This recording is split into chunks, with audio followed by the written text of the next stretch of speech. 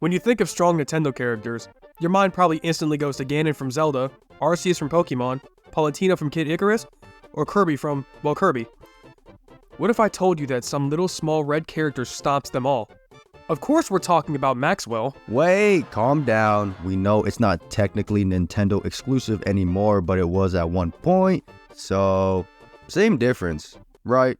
So who is Maxwell? Maxwell's from a game called Scribblenauts that was created in 2009. It's a fun puzzle game that requires you to create anything you can think of to progress through the game. Keep that in mind. Anything you can think of. Except for non-kid friendly stuff. There are 6 games in total, with each one being unique in its own way. The 2 games that we are going to be focusing on today is Unmasked and Unlimited. Okay, so we bought Unlimited because it was on sale, and we also have the Unmasked game on the Wii U. So yeah, some of the crazy things that you can do in the games is, summon Cthulhu. Pretty normal stuff, and people have scaled Cthulhu to, outer versal. Maxwell can also just make God a zombie God. He can make God and zombie God fight each other. The possibilities are near to endless. We only say that because of copyright and licensing issues. For example, you can't type in a Marvel character, but due to the collaboration with DC, you can make Batman and Superman. Like if they had a crossover with Marvel instead of DC, then everything would be switched. Like he could make Galactus or the Infinity Gauntlet or Thanos instead of making like the Anti-Monitor and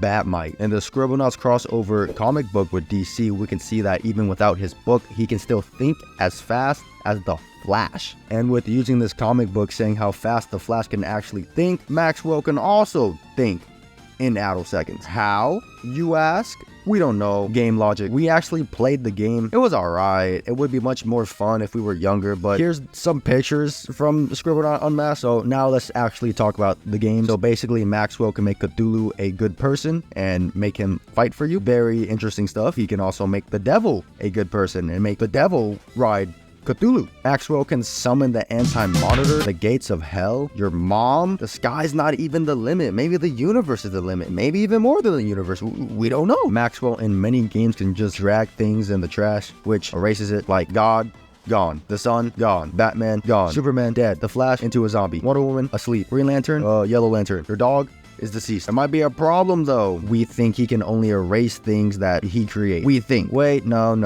While playing Unmasked, I just threw this dude's item in the trash, so never mind. Like whatever you want, Maxwell wants. Summon pigs, put wings on the pigs, flying pigs. Turn that Anti-Monitor into a good Anti-Monitor. Big Superman, dead Batman. So you should get the point now. He can do like anything, as long as it doesn't mess up the game's story.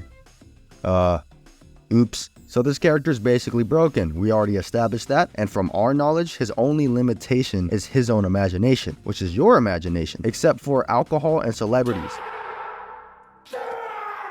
For game logic and copyright reasons. So hypothetically, if there wasn't licensing issues, he could, create anything to his mind's content. He can also make things immovable, which we did to Maxwell. Thought this was a little funny. And, he can just make things not have friction and science. Instead of making them just flat out dead or duplicates and making them fight each other, he lets an entire universe get erased. But wait, how is this even possible? This makes like no sense, bro.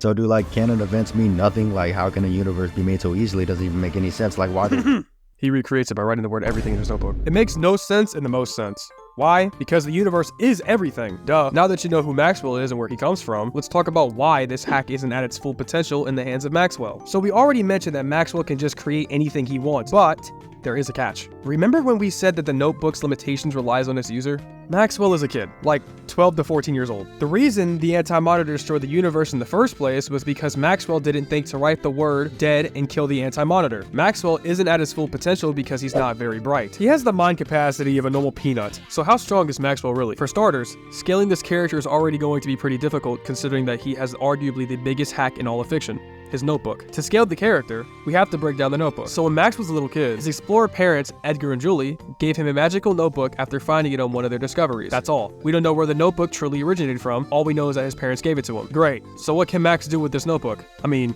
well, It's a notebook. What else is he gonna do? Spit on it? We don't know a lot about how this notebook came into existence, but we can make an assumption by taking away Maxwell's stupidity. Without Maxwell's peanut brain, we can assume that he can literally solo everything. He can kill everything that his morals allow him to. But his morals, if we're talking about the game, is your morals.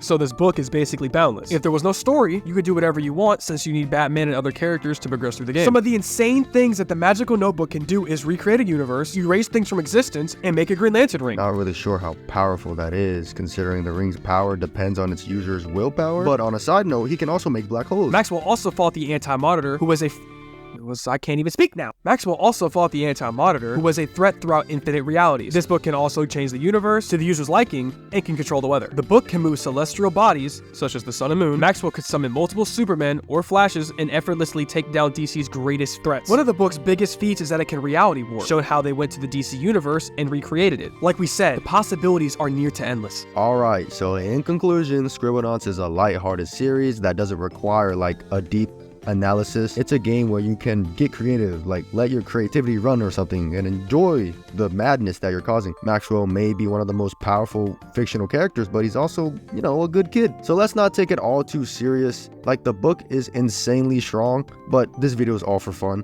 Like and subscribe. Bye.